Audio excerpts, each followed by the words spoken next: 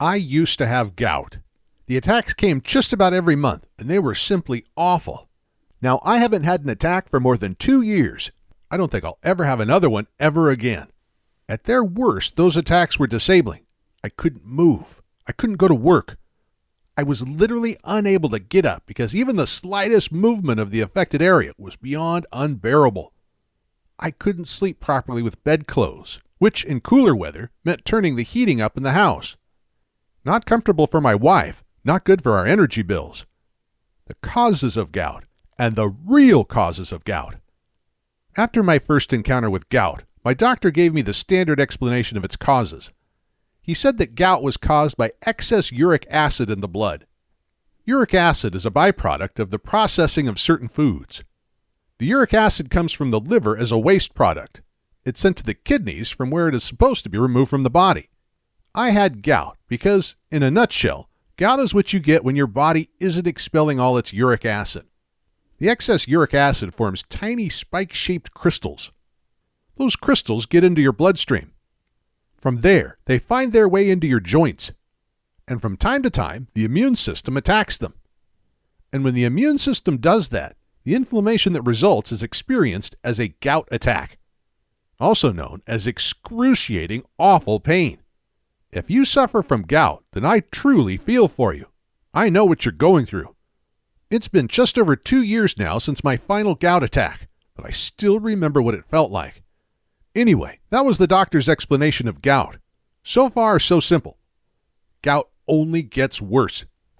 Over the first year or so, my gout attacks went from one attack every 1 or 2 months to monthly, and then occasionally to every few weeks. I started with the standard meds, anti-inflammatories, steroid jabs, drugs to reduce the uric acid in my blood.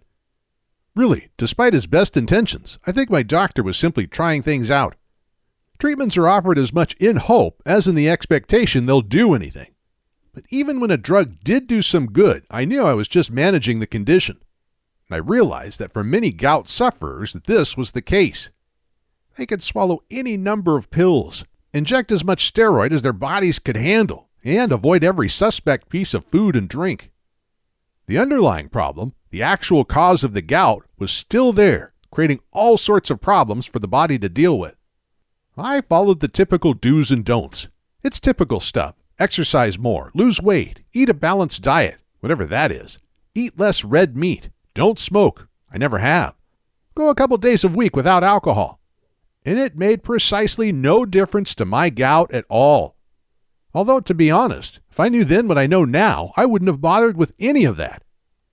Asking the awkward questions. My natural curiosity prompted me to ask questions about this disease. If uric acid leads to gout, then why did I suddenly have too much uric acid in my blood?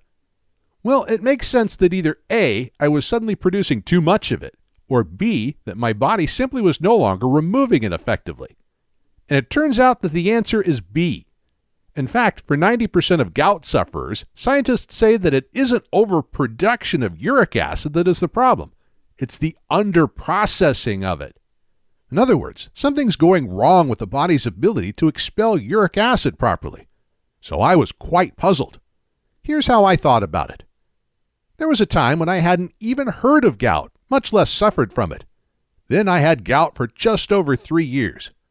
And then 2 years ago, I experienced my last ever gout attack and never suffered another one. So, for a number of decades of my life, my body handled the uric acid effectively.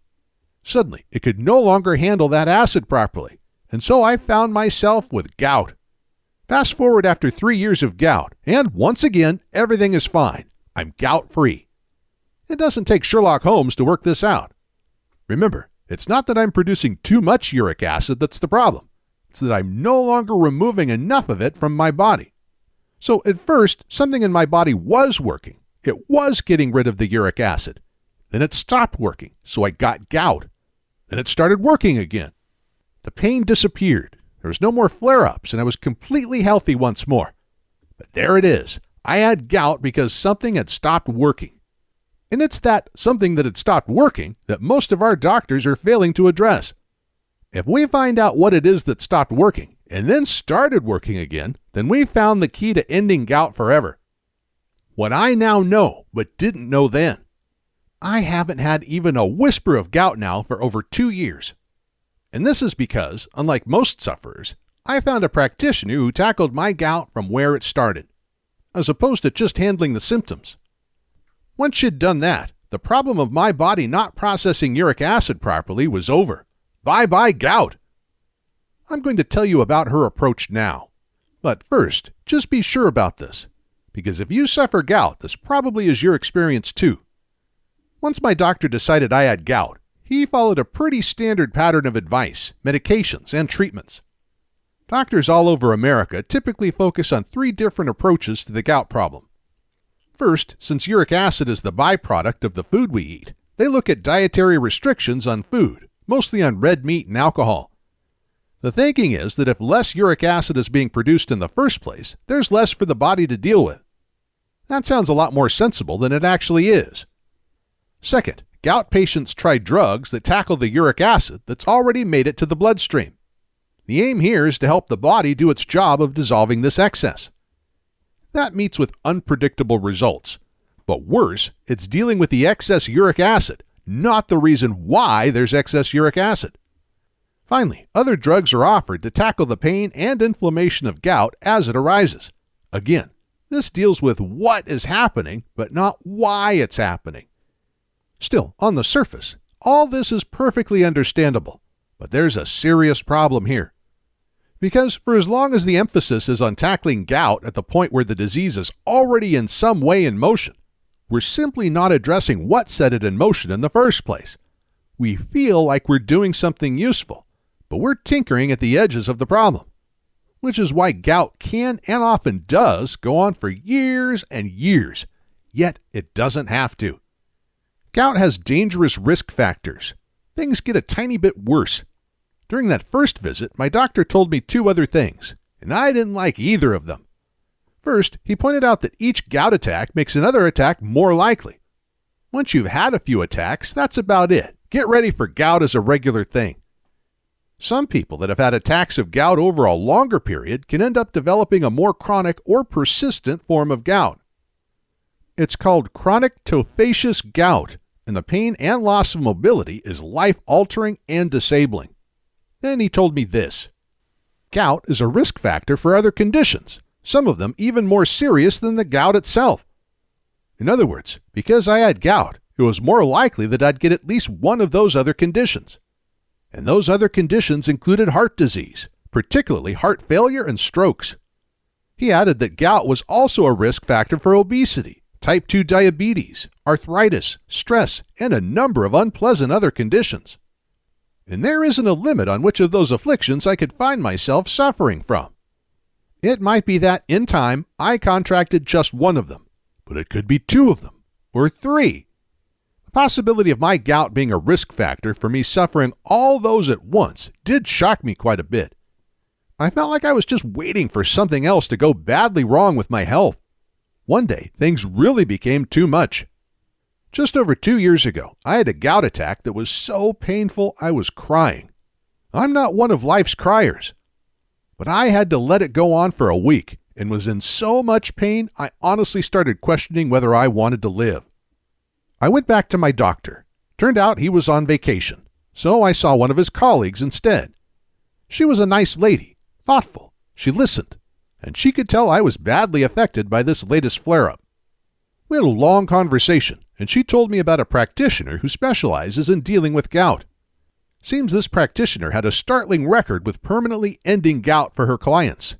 Not reducing it, removing it. That practitioner's approach was verified both in theory, in experiment, and in real life. She based it on 3 decades of science coming from leading researchers in the U.S. and Europe.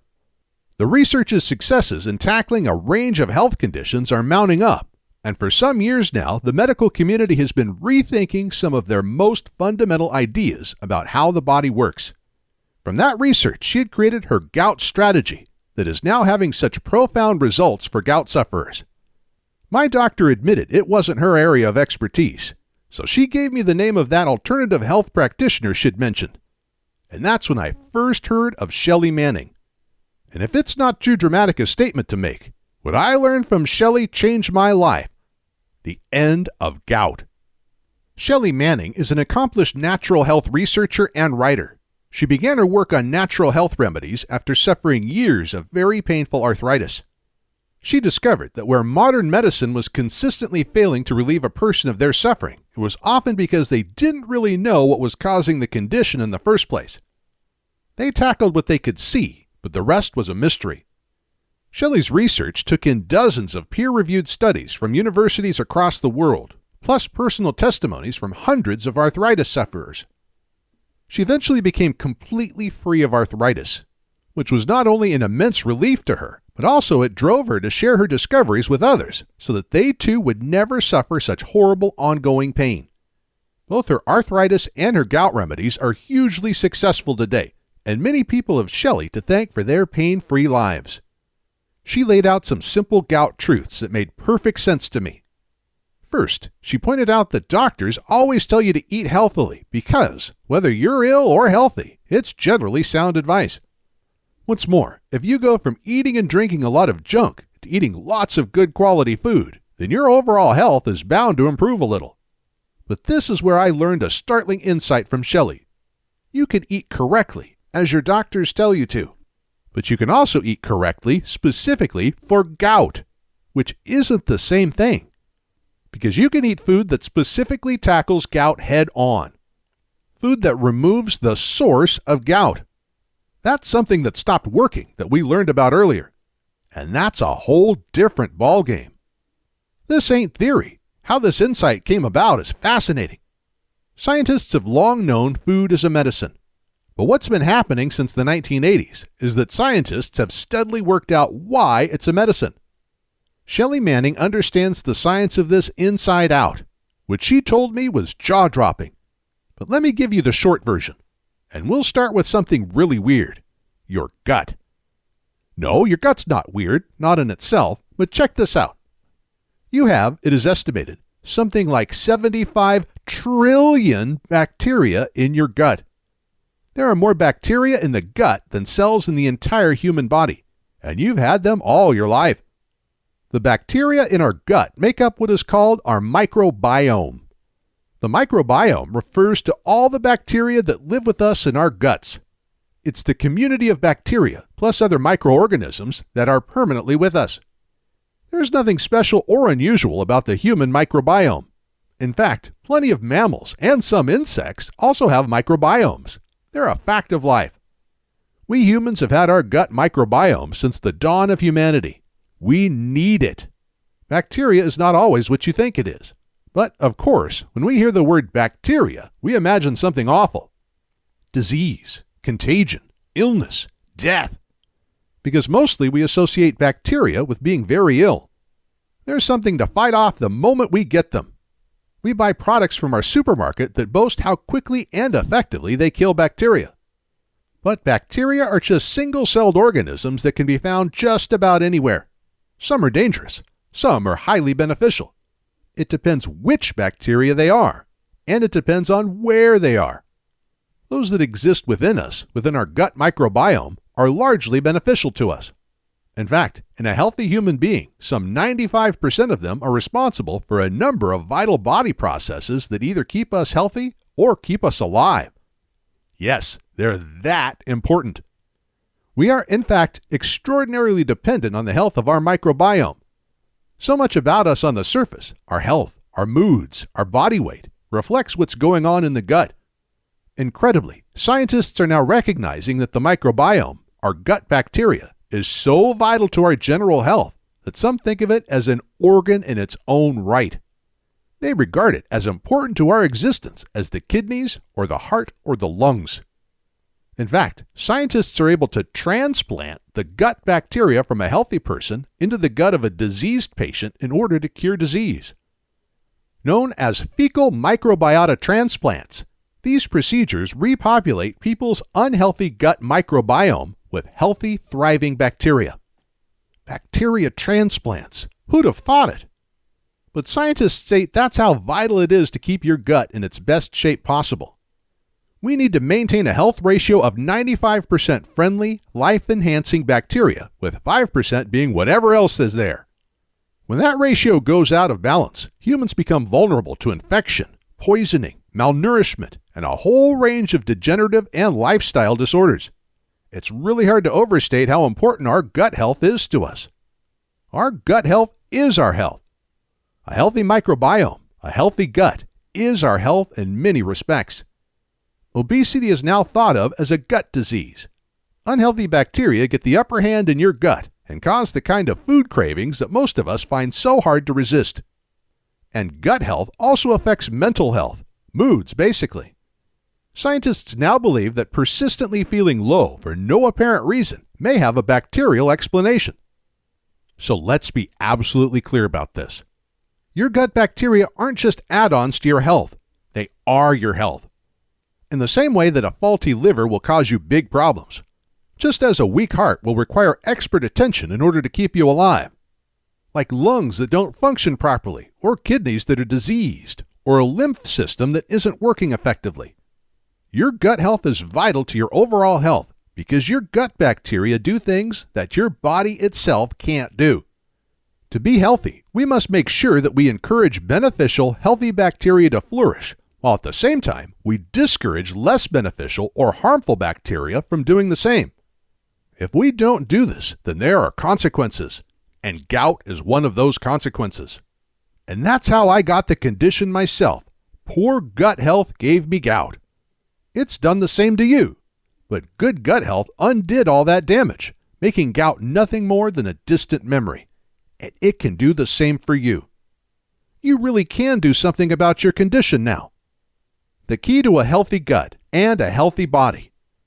What I learned from Shelley Manning is that if you practice healthy eating, then you may affect your gut health for the better, even if that wasn't your intention. In other words, by eating better foods, you may very well accidentally improve things a little.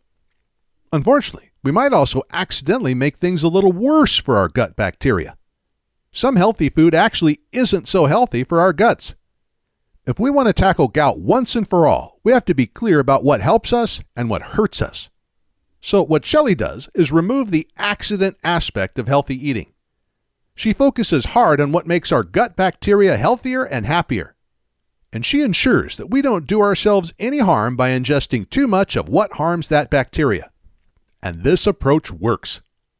I finally won the struggle against gout because, for the first time, I could make conscious choices about eating for gut health. Here was something I could do that would directly tackle that nasty disease head on. Shelley's deliberate gout-focused strategy addressed my gout at its actual source.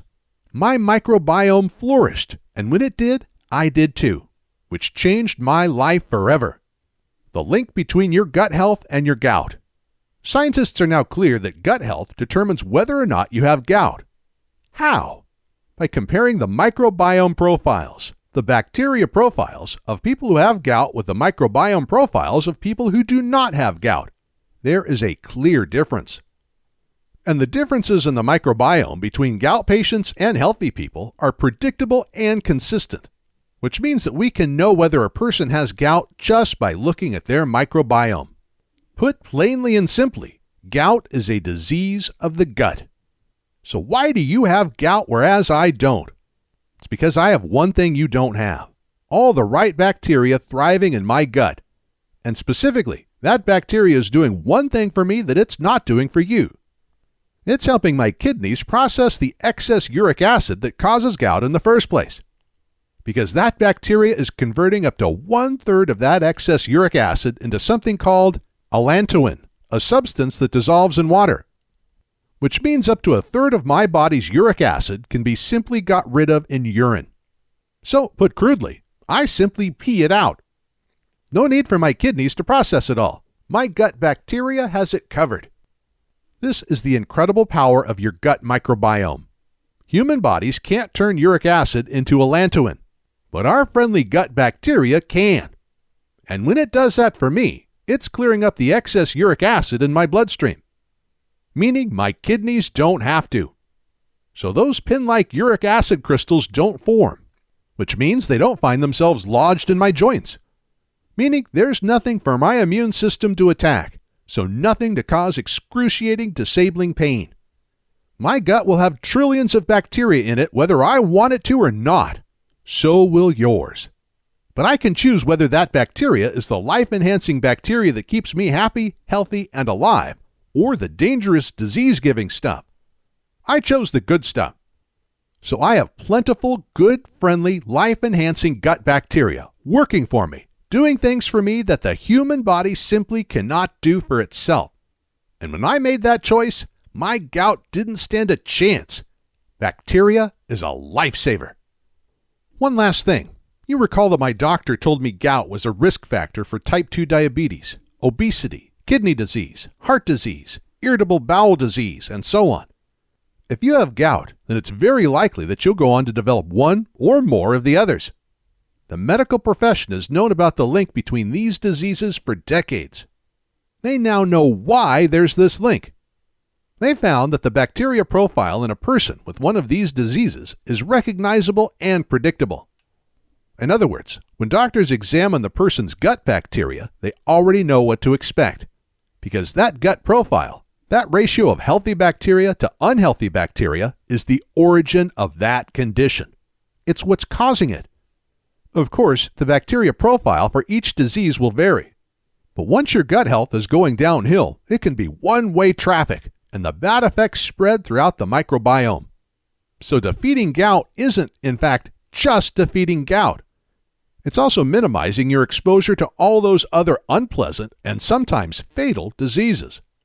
And at the same time, helping you achieve optimum health at all levels, physical, appearance, and moods. Seen this way, why would anyone not address their gut health? The End of Gout. I acquired Shelley Manning's gout program just over 2 years ago. It's called The End of Gout, and it did for me exactly what it says on the cover. Because I no longer suffer those excruciating gout attacks. And I don't have to cancel plans because a flare-up has left me unable to function properly.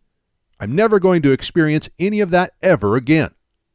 And it's because I now know how to ensure the health of my friendly gut bacteria and how to not feed the unfriendly ones.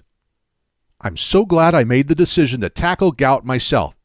Shelley's program gave me everything I needed to know about how and why her approach works so fantastically well. She goes into some detail about your gut, its bacteria, and why scientists now realize that healing the gut heals the body. However, you can skip all that if you want to. You can simply go straight to the program itself and start getting healthy again. However you do it, you'll be very happy that you did. The End of Gout. Quick Start Plan. Shelley Manning's The End of Gout is not only a fascinating read, it's also refreshingly practical. Shelley gives you 2 simple quick starts. Eat more of these, eat fewer of these.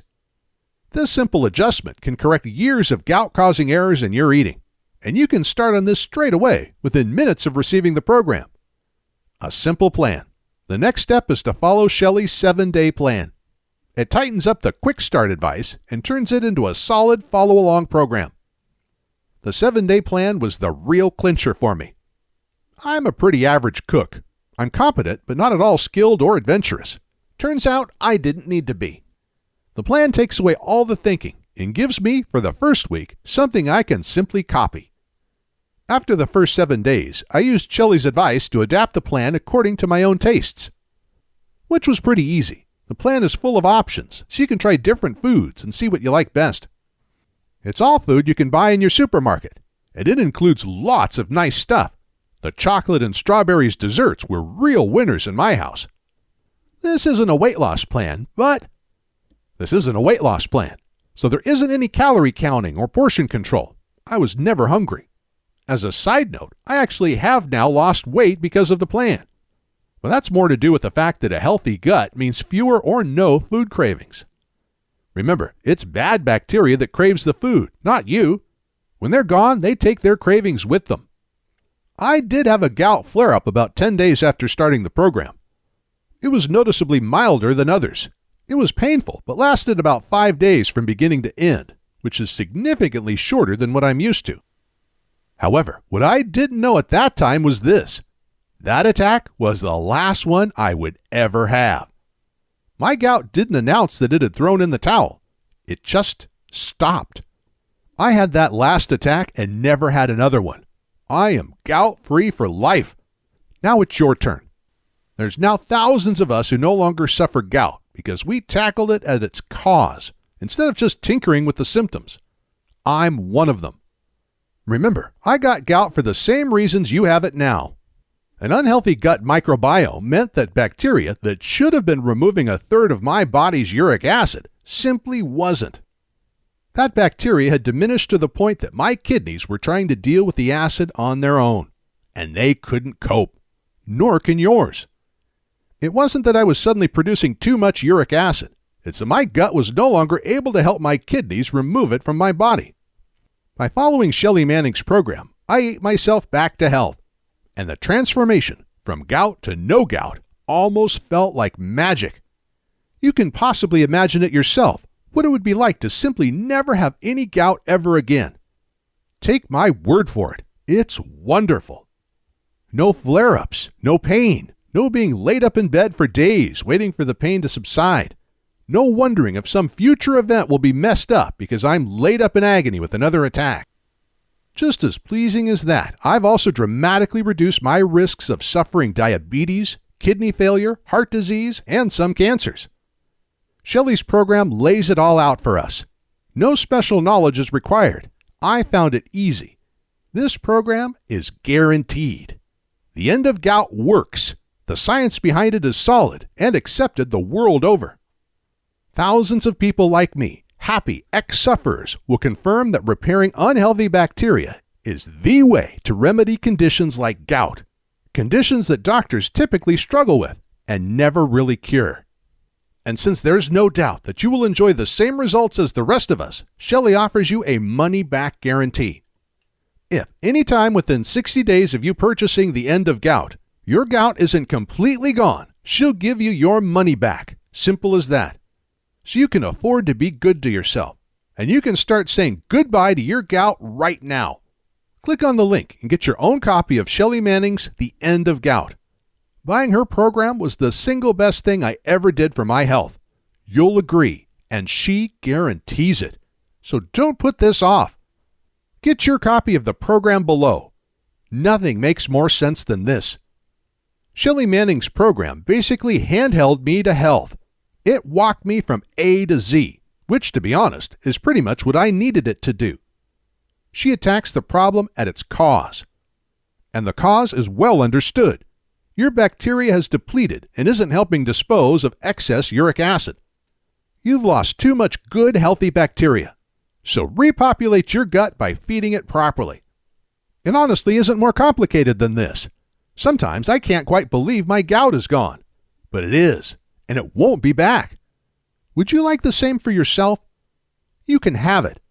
Click the link below, and Shelley's The End of Gout will be with you in about 90 seconds. It will only get better if you make it get better. Don't doubt that your gut health is poor. The bacteria environment in a gout sufferer is basically sick. Friendly, life-enhancing bacteria are in retreat. And their place in your gut is being taken by that steadily increasing number of bacteria that will only do harm. Put that way, you perhaps realize that you don't have gout at all. You actually have a diseased gut. Gout is one of a diseased gut's many possible symptoms. In time, type 2 diabetes, obesity, kidney failure, and some cancers are much more likely because of that same diseased gut. Don't do this to yourself. Do what thousands of ex-gout sufferers have done. We took charge of our gout by taking charge of our health. And by doing that, we not only freed ourselves of that deeply unpleasant condition, we also drastically reduced the chances of catching something even worse. We know that if we don't address disease properly, things tend to get steadily worse, which is the last thing we want. Now, then, is the time to act. Click the link button below and get your copy of The End of Gout.